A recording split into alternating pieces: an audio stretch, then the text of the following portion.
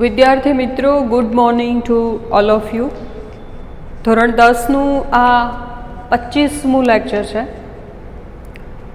અને આજનો આપણો ટીચિંગ પોઈન્ટ છે WH ક્વેશ્ચન્સ, જે આ પહેલાં પણ આપણે કર્યા છે બોર્ડના પેપરમાં અને આગલી જે બે પરીક્ષા છે અથવા તો સત્રાંત છે અથવા તો એકમ કસોટી છે એમાં WH ક્વેશ્ચન્સ MCQમાં પૂછાય છે. એ 9મા ધોરણથી તમને ખબર છે અને 9મા ધોરણમાં પણ આપણે WH ક્વેશ્ચન્સની ખૂબ પ્રેક્ટિસ કરી છે. બોર્ડના પેપરની વાત કરીએ તો સેક્શન Dમાં 3 માર્કના MCQમાં WH ક્વેશ્ચન્સ આવી રીતે પૂછાય છે. આ MCQ નથી, પણ એની રીત એવી છે કે frame questions four the underline words. એક વાક્ય આપ્યું હોય, એમાં ક્યારેક કર્તા રેખાંકિત કરેલો હોય, ક્યારેક કર્મ રેખાંકિત કરેલું હોય, ક્યારેક કારણ રેખાંકિત કરેલું હોય, ક્યારેક સ્થળ દર્શક શબ્દ અથવા તો શબ્દ સમૂહ રેખાંકિત કરેલો હોય, રેખાંકિત એટલે અંડરલાઇન હોય, ક્યારેક સંખ્યા રેખાંકિત કરી હોય, ક્યારેક જથ્થો રેખાંકિત કર્યો હોય. જે શબ્દ આવી રીતે અંડરલાઇન છે, માનો કે અહીંયા પહેલા વાક્યમાં મિસિસ દવે શબ્દ છે જે ઇઝ અંડરલાઇન, એ રેખાંકિત છે, તો એની ઉપરથી તમારે જોવાનું છે કે કયો શબ્દ રેખાંકિત કરેલો છે અને એની ઉપરથી તમારે હુથી પ્રશ્ન બનાવો, વોટથી પ્રશ્ન બનાવો, whomથી બનાવો, whenથી બનાવો, whose બનાવો, whyથી બનાવવો, whereથી બનાવવો, how manyથી બનાવવો કે how muchથી બનાવવો, how far, how deep, since when, શેનીથી બનાવવો. એ તમારે એ જે 4 ABCD આપ્યા હોય એમાંથી તમારે તો એ વખતે પસંદ જ કરવાનું છે. અહીંયા આપણે MCQની રીતે સમજવાની બદલે 10મીના વિકાસના ગ્રામરમાં 8મું ચેપ્ટર WH ક્વેશ્ચન્સનું છે અને એમાં એની એક્સરસાઇઝ છે એ પાના નંબર ઉપર 40મી છે અને એ 40મી એક્સરસાઇઝ પાના નંબર 40 ઉપર પહેલી એક્સરસાઇઝ છે અને એમાં 12-13 વાક્યો છે, પણ એમાંથી મેં સિલેક્ટેડ વાક્યો અહીંયા લીધા છે જે આપણે સમજીએ છીએ. પહેલું વાક્ય અહીંયા છે કે Mrs Dave is our principal. શ્રીમતી દવે અમારા આચાર્ય છે. અહીંયા મિસિસ દવે અંડરલાઇન છે એટલે એ નક્કી છે કે અહીંયા જે પ્રશ્ન છે એ એવો પ્રશ્ન છે કે તમારા આચાર્ય કોણ છે અને કોણ છે એમાં તમારે નામ દેવાનું છે. તો નામ અંડરલાઇન છે, કર્તા અંડરલાઇન છે, સબ્જેક્ટ અંડરલાઇન છે. દેટ ઇઝ વાય અહીંયા હુથી પ્રશ્ન બનશે. હવે અહીંયા નામ અંડરલાઇન, પહેલાં તો તમારે એ જોવાનું છે કે કયો શબ્દ કે શબ્દ સમૂહ છે એ રેખાંકિત છે, અંડરલાઇન છે. એ જોયા પછી અપાયેલું વાક્ય છે એનો કાળ જોવો જ પડશે. કાળ અહીંયા છે એ સાદો વર્તમાન કાળ છે. ઇઝ દ્વારા આપણને ખબર પડે છે કે સાદો વર્તમાન કાળ છે, તો આનો જવાબ સાવ સહેલો છે કે હુ ઇઝ યોર પ્રિન્સિપલ. તમારા આચાર્ય કોણ છે. આ એટલું સહેલું છે. અને જે 4 MCQ છે ABCD, એમાં હુ વાળો એક જ પ્રશ્ન હોય તો બહુ જ ઓબ્વિયસ છે, દેખીતું છે કે એ જ જવાબ આવે. હવે બીજો પ્રશ્ન છે, ફાધર કેમ હોમ યસ્ટરડે. પપ્પા ગઈકાલે ઘરે આવ્યા. પિતાજી ગઈકાલે ઘરે આવ્યા. અહીંયા યસ્ટરડે અંડરલાઇન કર્યું છે અને યસ્ટરડે છે એ પહેલી વાત કે એ સમય દર્શક છે, it is A time indicator. બીજું કે યસ્ટરડે સાદા ભૂતકાળનું સૂચન પણ કરે છે. એટલે યસ્ટરડે ઉપરથી અને અહીંયા જે કેમ આપ્યું છે, કમ, કેમ છે એની ઉપરથી પણ આપણને ખબર પડી ગઈ છે કે આ સાદો ભૂતકાળ છે. હવે WH ક્વેશ્ચનનો પ્રશ્ન અહીંયા બનાવવાનો છે અને કેમ છે એટલે પ્રશ્ન ડીડ વગર બનશે નહીં. તો યસ્ટરડે અંડરલાઇન છે એટલે સમય જવાબમાં આવે એની માટે વેનથી પ્રશ્ન પૂછવાનો હોય તો વેન તો આવે ને આવે જ તે ડીડ ફાધર કમ હોમ. વેન મૂકવાનું જ છે, સાદો ભૂતકાળ છે એટલે પ્રશ્નમાં ડીડ આવશે. ડીડ અહીંયા મૂક્યું છે એટલે અહીંયા કેમની બદલે મૂળ રૂપ આવી જશે કમ. ત્રીજું વાક્ય છે કે દર્શન goes to school every day. Every day દેખાડે છે કે આ સાદો વર્તમાન કાળ છે. ટુ સ્કૂલ એ શબ્દ સમૂહ અથવા તો બે શબ્દો અંડરલાઈન છે અને ટુ સ્કૂલ છે એ ટુ અહીંયા ગતિ બતાવે છે અને સ્કૂલ સ્થળ દર્શક છે અહીંયા. તો દર્શન goes to school every day. દર્શન રોજ નિશાળે જાય છે. ક્યાં જાય છે? નિશાળે જાય છે. ક્યાંના જવાબમાં નિશાળ આવશે? શાળા આવશે. અને શાળા અંડરલાઈન છે એટલે આપણે આ સ્થળનો પ્રશ્ન પૂછવાનો છે અને સ્થળનો પ્રશ્ન છે એ વેરથી જ પૂછી શકાય. વેર ડઝ દર્શન ગો એવરી ડે. હવે અહીંયા ગોઝ હતું કારણ કે વાક્ય સાદો વર્તમાન કાળ છે અને દર્શન ત્રીજો પુરુષ એક વચન છે એટલે ગો ને ઈ એસ પ્રત્યય લાગશે. હવે આ સાદો વર્તમાન કાળ છે એટલે એનો પ્રશ્ન સાદા વર્તમાન કાળમાં બનાવવા માટે અહીંયા ડઝ મૂકવું પડે કારણ કે દર્શન ત્રીજો પુરુષ એક વચન છે. અહીંયા ગોઝ હતું પણ અહીંયા ડઝ થઈ જશે અને અહીંયા ડઝ થશે એટલે અહીંયા ગો નહીં રહે, ગોઝ નહીં રહે પણ ગો થશે. અહીંયા ગોઝને લાગેલો ઈએસ છે એ આપણે ડઝમાં લગાડ્યો છે કારણ કે જીઓ ગોમાં છેલ્લે ઓ છે એટલે ઈએસ પ્રત્યય લાગશે, ડુમાં છેલ્લે ઓ છે એટલે ઈએસ પ્રત્યય લાગશે. એટલે વેર ડઝ દર્શન ગો એવરી ડે. દર્શન રોજ ક્યાં જાય છે? આ સાદો વર્તમાન કાળ હતો અને પ્રશ્ન આપણે વેરથી બનાવ્યો કારણ કે સ્કૂલ છે એ સ્થળ દર્શક નામ છે એટલા માટે. ત્રીજા પછી હું છઠ્ઠું વાક્ય સીધું લઉં છું પહેલી એક્સરસાઇઝનું. Mitesh is an engineer. આ વાક્ય છે, અપાયેલું વાક્ય છે કે મિતેશ એક ઇજનેર છે. એક ઇજનેર અંડરલાઈન છે, રેખાંકિત કરેલું છે.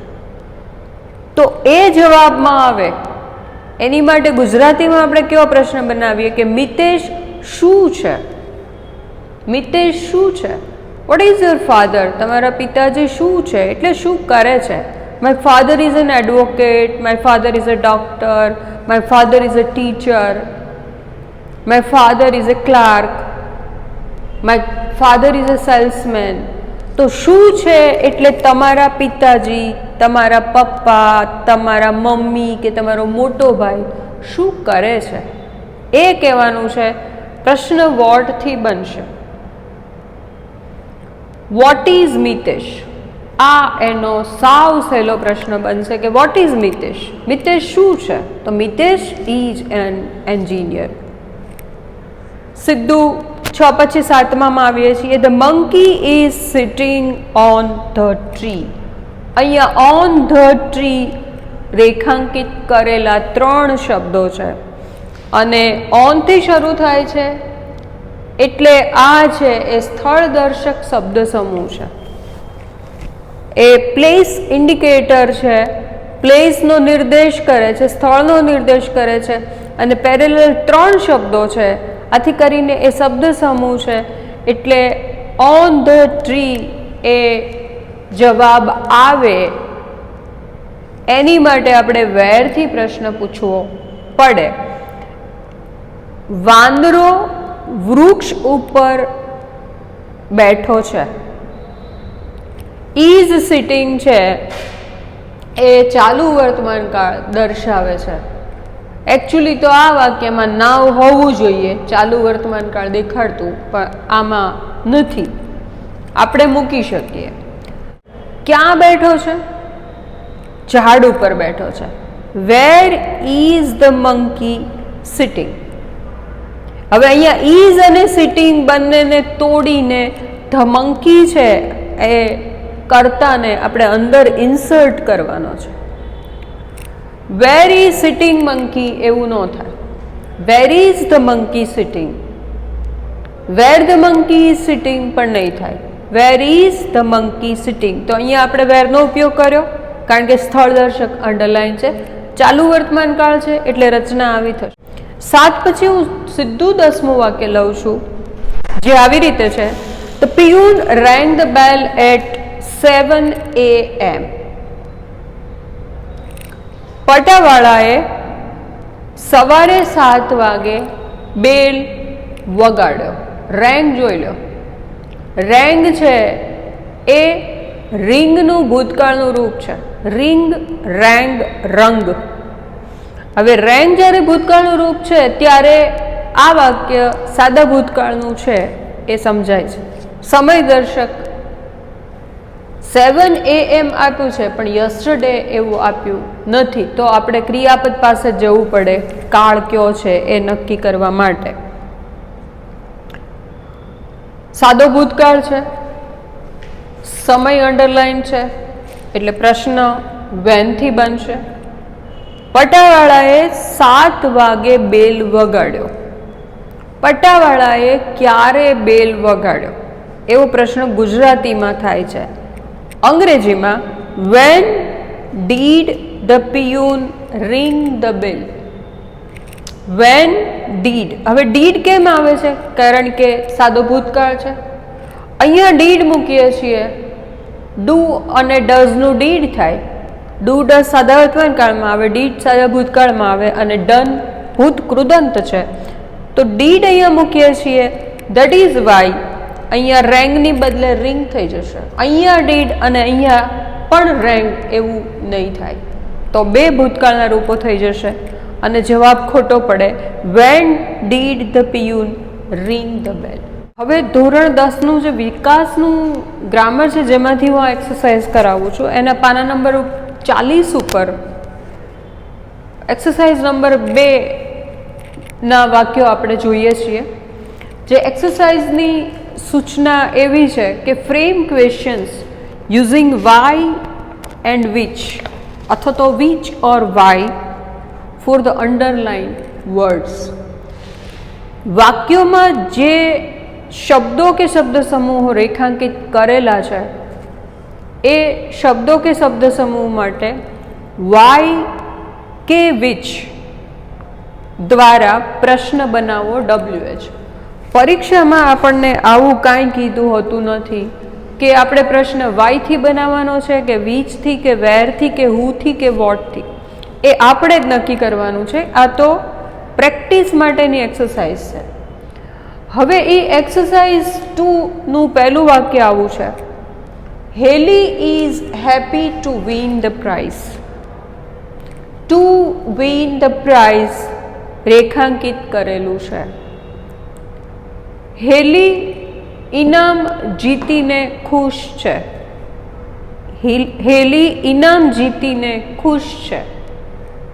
અહીંયા પ્રશ્ન એમ બનાવવાનો છે, રેખાંકિત કરેલાનું શબ્દ સમૂહ છે એ જવાબ તરીકે આવે એવી રીતે પ્રશ્ન બનાવવાનો છે કે હેલી શા માટે ખુશ છે.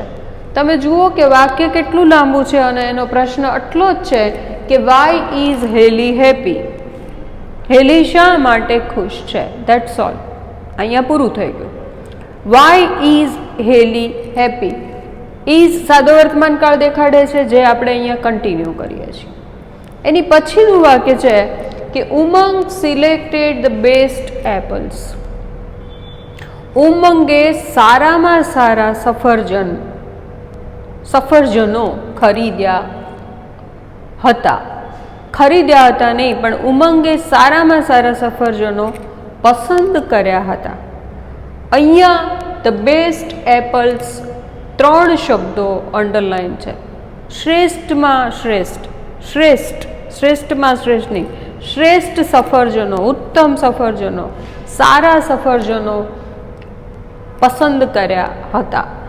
પ્રશ્ન પૂછવાનો છે કે ઉમંગે કયા પ્રકારના સફરજનો પસંદ કર્યા હતા.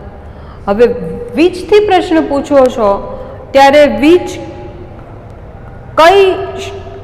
કઈ વસ્તુનો વાક્યમાં ઉલ્લેખ છે એ પ્રમાણે એનું ગુજરાતી થશે. સાડી પસંદ કરી હોય તો કેવી સાડી પસંદ કરી. સફરજન ઘણા બધા છે એટલે કેવા સફરજન. એક જ સફરજન હોય તો કેવું સફરજન. પેન્સિલ હોય તો કેવી પેન્સિલ. પેન હોય તો કેવી પેન. તો વિચ છે એ કેવું, કેવા, કેવી, કેવો.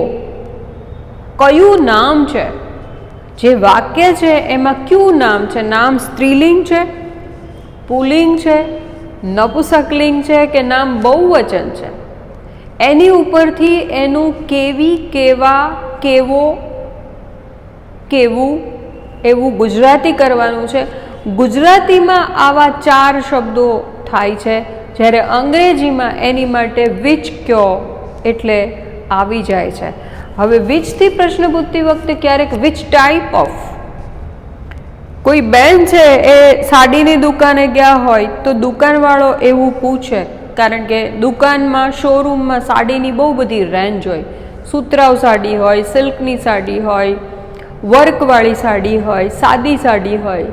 તો એ પૂછે દુકાનવાળો કે બેન તમારે કયા પ્રકારની સાડી જોવે છે. Which type of sari do you want to buy, you wish to buy. તો which type of, type of પણ વિચમાં આવે છે, આમાં નથી આપણે લીધું. હા, આમાં આવે જો કાચા અને પાકા સફરજનની, ખાટા અને કણીવાળા અને સફરજનનો ઘણા પ્રકાર છે. તો which type of sari you want. એટલે ઓલા બેન કહેશે કે I want silk sari, I want cotton sari, I want to buy a sari with work. તો આ સાડીના પ્રકાર છે. એટલે વિચ સાથે ઘણી બધી વખત ટાઈપ ઓફ આવે છે. અહીંયા ટાઈપ ઓફ છે નહીં, વિચ ટાઈપ ઓફ એવું કાંઈ કહેવાનું નથી.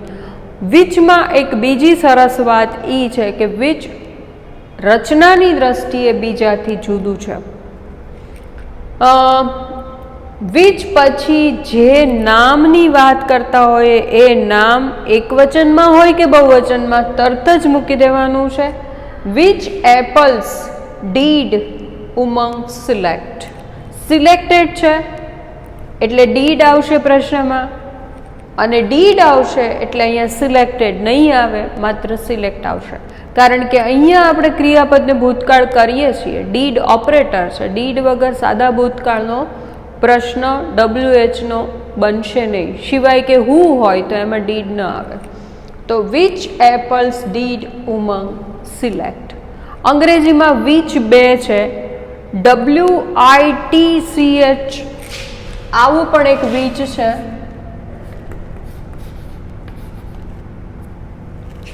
અને એ વિચનો અર્થ થાય છે ડાકણ. આપણું વિચ છે એ WHICH છે.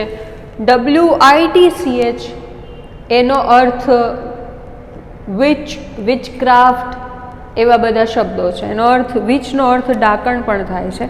આ આપણું વિચ છે એ WH ક્વેશ્ચનનું વિચ છે, અને આ વિચ નથી. આ વિચમાં ટીનું ઉચ્ચારણ થતું નથી, ટી સાયલેન્ટ રહે છે. પાછા આપણે મૂળ વાત પર આવીએ છીએ. અને ત્રીજું વાક્ય કે Mr Verma will not attend the meeting because he is busy. ઓહો, બહુ જ લાંબુ વાક્ય છે, કારણ કે આ એડવર્બ ક્લોઝ ઓફ રીઝન છે. કારણ દર્શક ક્રિયા વિશેષણ રૂપ ઉપવાક્ય છે. આ મિશ્ર વાક્ય છે, ભવિષ્યકાળમાં છે, ખૂબ લાંબુ છે. છતાં પણ આપણે સાવધ સહેલું છે કે because he is busy underline કર્યું છે. અંડરલાઈન કર્યું છે. પહેલાં ગુજરાતી કરીએ કે શ્રીમાન વર્મા મીટિંગમાં હાજરી નહીં આપે, ભવિષ્યકાળની વાત છે, કારણ કે તે વ્યસ્ત છે, તે બિઝી છે. કારણ કે તે વ્યસ્ત છે એ અંડરલાઈન કરેલું આખું એક ઉપવાક્ય છે. જો અહીંયા શબ્દ પણ નથી, શબ્દ સમૂહ પણ નથી, આખું ને આખું બીકોઝથી શરૂ થતું ઉપવાક્ય છે, ક્લોઝ છે. એટલે ક્લોઝ ઓફ રીઝનનું ગૌણ ઉપવાક્ય છે. બહુ લાંબી કથા છે જે અત્યારે આપણે કરતા નથી. Because he is busy underline છે એટલા માટે આપણો પ્રશ્ન વાયથી બનશે અને વાયનું ગુજરાતી થાય છે શા માટે. પ્રશ્ન બન્યો વાય વિલ. જુઓ અહીંયા વિલ મૂકી દેવાનું છે. હવે મિસ્ટર વર્મા ત્રીજો પુરુષ એક વચન છે એટલે અહીંયા વિલ આવશે. અને આ વિલ એટલે સાયકલનું પૈડું નહીં. વિલ અંગ્રેજીમાં આ બીજું જે વિલ છે WHEEL વિલ એટલે ચક્ર. આ ઈ નથી, આ વિલ છે. Why will Mr Verma why will Mr Verma not attend the meeting. આ એનો જવાબ છે. જે થોડો આવું કંઈ હોય તો થોડું તમને અઘરું પડે રચનાની દ્રષ્ટિએ, પરંતુ તમારે રચના બનાવવાની નથી. તમને ABCDમાં આ આપેલા હશે. તો આ વાય અને વિચના 3 વાક્યોની પ્રેક્ટિસ પણ આપણે અત્યારે કરી લીધી. પાના નંબર 40 ઉપર જ એક્સરસાઇઝ નંબર 3 છે. આ એક્સરસાઇઝ 3ના થોડાક વાક્યો આપણે જોઈએ છીએ. હવે હું અત્યારે પાના નંબર 40 ઉપરની એક્સરસાઇઝ 1માંથી થોડાક વાક્યો આપણે કર્યા, 2માંથી 3 કર્યા વાય અને વિચના. હવે હું એક્સરસાઇઝ 3માંથી સિલેક્ટેડ વાક્યો કરું છું અને પછી આજનું તમારું હોમવર્ક છે પાના નંબર 40 ઉપરની એક્સરસાઇઝ 1, 2, 3, 4 એ ચારેય તમારે પાકી નોટમાં પૂર્ણ કરવાની છે. તમારે યાદ રાખવાનું છે વિકાસનું ગ્રામર પાના નંબર 40 અને એની એક્સરસાઇઝ 1, 2, 3, 4 અને એ પહેલાં આખું ચેપ્ટર છે WH ક્વેશ્ચનનું એ તમે જોઈ લેજો એકદમ પરફેક્ટ. એટલે આપણા MCQના 3 માર્ક છે. એકમ કસોટીમાં પણ WH ક્વેશ્ચન્સ પૂછાશે તો એ જાય નહીં. અહીંયા આવીએ છીએ આપણે. એક્સરસાઇઝ 3 છે એમાં એવું કીધું છે કે frame the question for the underline words using whose અને હુમ. હવે આ 2 છે હુઝ અને હુમ.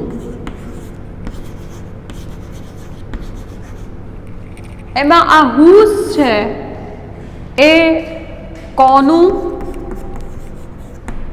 કોના, કોનો, કોની આ એનું ગુજરાતી થાય છે. હુઝ છે એ છઠ્ઠી વિભક્તિ માટે પૂછાતો પ્રશ્ન છે.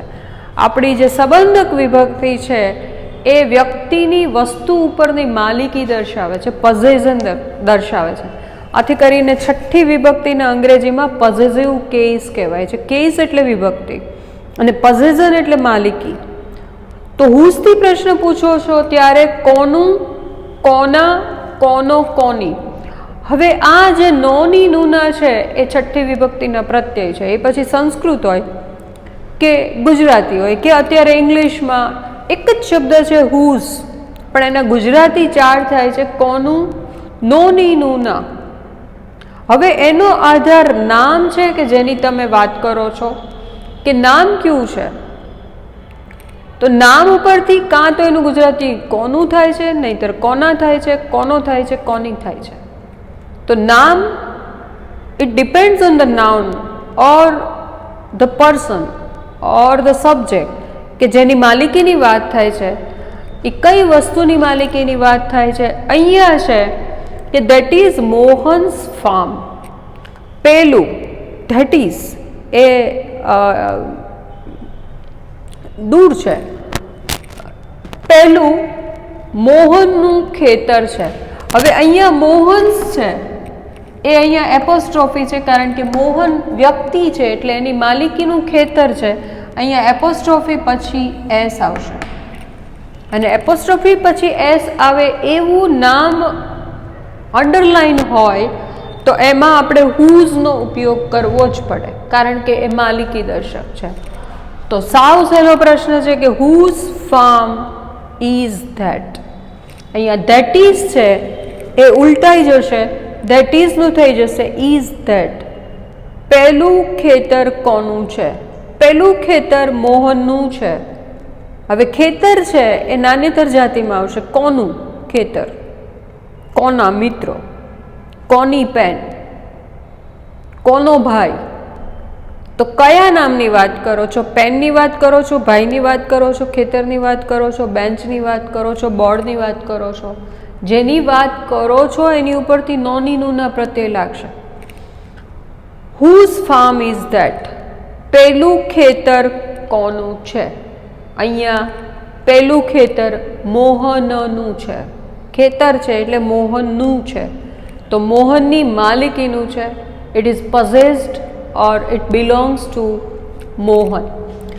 પછી એક આવું વાક્ય છે, the teacher called the naughty boy. શિક્ષકે તોફાની છોકરાને બોલાવ્યો. કોને બોલાવ્યો?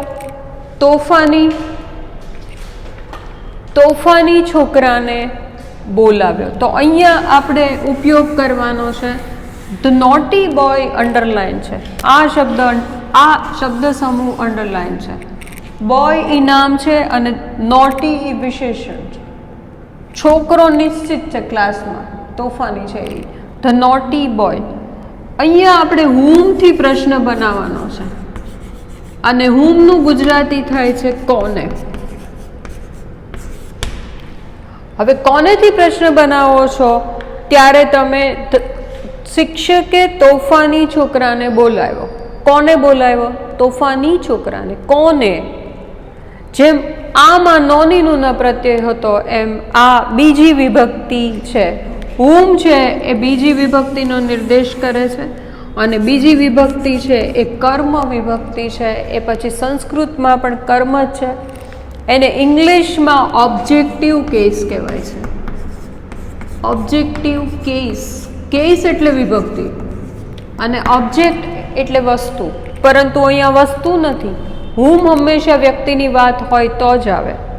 એટલે એક્ટિવ પેસિવ વખતે આપણે ડિટેલમાં કરશું, પણ વોટ પૂછવાથી જે કર્મ મળે એ વસ્તુમાં હોય એટલે એ ડાયરેક્ટ ઓબ્જેક્ટ છે.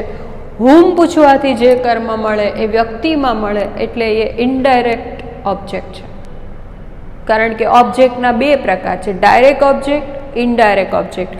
અહીંયા આપણો ઓબ્જેક્ટ છે એ વ્યક્તિ છે, કોઈ છોકરો છે, તોફાની છોકરો છે. તો કોને ને બીજી વિભક્તિનો પ્રત્યય છે. Whose farm the teacher called the naughty boy. Called દેખાડે છે કે આ વખતે ભૂતકાળમાં છે. whom did the teacher call?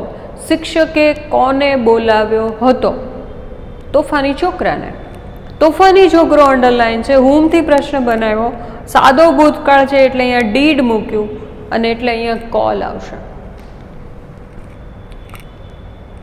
સીધું પાંચમું વાક્ય, she is Maganbhai's daughter. Mohan's farm. Maganbhai's daughter. તેણી મગનભાઈની દીકરી છે. તેણી મગનભાઈની દીકરી છે. કોની દીકરી છે? મગનભાઈની. કોનું ખેતર છે? મોહનનું. જો ખેતર હતું એટલે કોનું આવ્યું? દીકરી હતી એટલે કોની દીકરી આવી? નોની નું ના. સ્ત્રીલિંગ, પુલ્લિંગ, નપુંસકલિંગ કે બહુવચન એની પ્રમાણે નોની નું ના લગાડવાના છે. સાવ સહેલો પ્રશ્ન, whose daughter is she. She is ઊંધું થઈ જશે, ઇઝ શી, કારણ કે આપણે પ્રશ્ન પૂછવાનો છે, વિધાન વાક્ય નથી. She is Maganbhai's daughter. Whose daughter is she. અહીંયા મગનભાઈઝ, અહીંયા મોહન્સ અંડરલાઇન છે, બંને એપોસ્ટ્રોફી છે એટલે બંને વાક્ય હુઝથી પ્રશ્ન બનશે. હવે પાના નંબર 40 ઉપર જ એક્સરસાઇઝ ચોથી છે અને એની સૂચના એવી છે કે frame questions using how many, how much, how often અને હાઉ લોંગ. હવે અહીંયા તમે જુઓ છો how many, how much, how often અને હાઉ લોંગ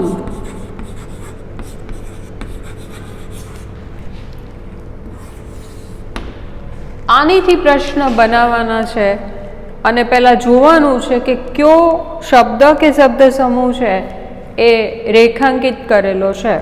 એવી આખી ચોથી એક્સરસાઇઝ છે અને દરેક એક્સરસાઇઝમાં 10-10 વાક્યો છે જે વર્થ પ્રેક્ટિસિંગ ફોર યુ. તમે બહુ જ સારો મહાવરો આમાં કરી શકશો.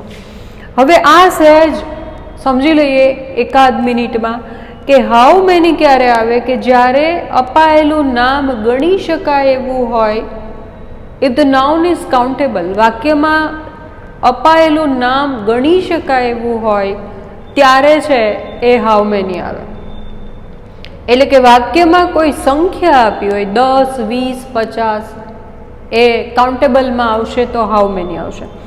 હાઉ મચ ત્યારે આવશે કે અંડરલાઇન કરેલું જે નામ છે એ જથ્થાવાચક, જેનો જવાબ જથ્થો દર્શાવતો હોઈ શકે. 1 કિલો એ ક્વોન્ટિટી દર્શાવતું હોય છે. એટલે કે જે નામોને આપણે ગણી નથી શકતા એની માટે હાઉ મચ આવશે. ગણી શકાય એવા નામ સાથે હાઉ મેની આવશે. હાઉ ઓફન છે ને એ ક્રિયા જે થઈ છે એ કેટલી વાર થઈ છે, એની ફ્રીક્વન્સી કેટલી છે એની માટે હાઉ ઓફન. ઓફનનું ગુજરાતી વારંવાર થાય છે અને ઓફનમાં ટી બોલાતો નથી. બ્રિટિશ ઇંગ્લિશમાં ટી નથી બોલાતો, અમેરિકન ઇંગ્લિશમાં ઓફટન બોલે છે, પણ ભારતમાં આપણા રિસીવ્ડ પ્રોનાઉન્સિએશન બ્રિટિશ ઇંગ્લિશના છે એટલે આપણે ઓફન બોલશું. તમને ઓફટન બોલવાની છૂટ છે, પરંતુ ઓફટન અમેરિકન ઇંગ્લિશ છે. હાઉ લોંગ એ સમયનો ગાળો દર્શાવે છે. સમયનો ગાળો એટલે કોઈ નિશ્ચિત સમય નહીં, તો સમયનો ગાળો દર્શાવતો શબ્દ અંડરલાઇન હોય ત્યારે પ્રશ્ન હાઉ લોંગથી પૂછાય છે. આપણે 3 વાક્યો જોઈ લઈએ છીએ. અમર બોટ 10 બુક્સ. બોટ દેખાડે છે કે વાક્ય ભૂતકાળનું છે. અમરે 10 પુસ્તકો ખરીદ્યા. કેટલા? અમને કેટલા પુસ્તકો ખરીદ્યા હતા. હાઉ મેની, જવાબ છે how many books did Aman buy. અહીંયા ડીડ છે એટલે અહીંયા બોટની બદલે બાય થઈ જશે. વાક્ય ભૂતકાળમાં છે. યાદ રાખજો કે આપણે કાળ વાક્યનો જોવો જ પડશે. There is some butter in the jar. બરણીમાં કેટલુંક માખણ છે. હવે કેટલાક માખણ છે એવું ન કહેવાય, because we cannot count butter. બટરને આપણે ગણી શકતા નથી.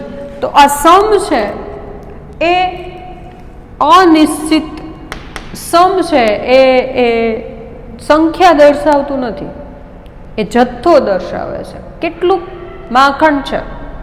હવે માખણને 1 માખણ 2 માખણ એમ ગણી નથી શકાતું, એટલે હાઉ મેનીની બદલે અહીંયા હાઉ મચ આવશે કે how much butter is there in the jar.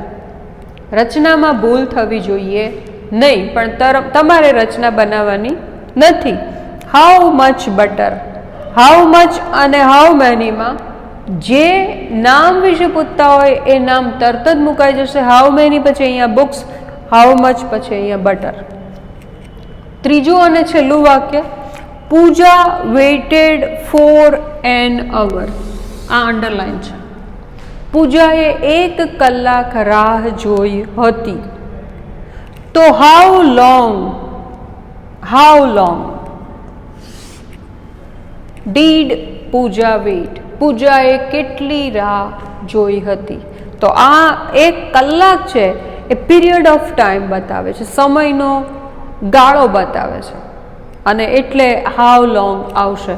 તો આજે આપણે કેટલા બધા WH અત્યારે સમજ્યા. Who, what, why, whose, whom, how many, how much, how often, how long. હવે વન્સ અગેન તમારી ઉપર છે કે તમે મેં કીધી એ પાના નંબર નોંધી લો. પાના નંબર 40 ઉપરની એક્સરસાઇઝ 1, 2, 3, 4 આજનું તમારું હોમવર્ક છે, અને એની સાથે આ બોર્ડ પરનું હોમવર્ક પણ તમે પૂર્ણ કરો છો. આ હોમવર્ક પૂર્ણ કરતાં તમને થશે. એક જ બેઠકે નહીં, સમજીને પહેલાં રફ નોટમાં આખી તમે પહેલાં જવાબ લખો, પછી જુઓ કે તમારા જવાબ સાચા છે કે નહીં, અને પછી પાકી નોટમાં એવી 2 પ્રેક્ટિસ કરશો તો તમને વાંધો આવશે નહીં. પાના નંબર 40 ઉપર 1, 2, 3, 4 એક્સરસાઇઝ પતે પછી એક્સરસાઇઝ 5મી છે, એમાં 1 થી 40 MCQ છે. એ પાકી નોટમાં સીધા જવાબ લખો. એક્સરસાઇઝ 5ના જવાબ મૂળ વાક્ય અને પછી સીધો જવાબ લખશો તો ચાલશે. પરીક્ષામાં જે પૂછાય છે એ એક્સરસાઇઝ 5ની રીતે પૂછાય છે. આ તો પ્રેક્ટિસ માટે આપણે કર્યું, પણ પરીક્ષામાં MCQ પૂછાય છે અને એ છે એક્સરસાઇઝ 5, જે પૂર્ણ કરવાની છે તમારે. અહીંયા હું મારો વર્ક પૂર્ણ કરું છું. ફરી મળીએ છીએ કોઈ નવા મુદ્દા સાથે. ત્યાં સુધી સૌને ગુડ બાય. Thank you.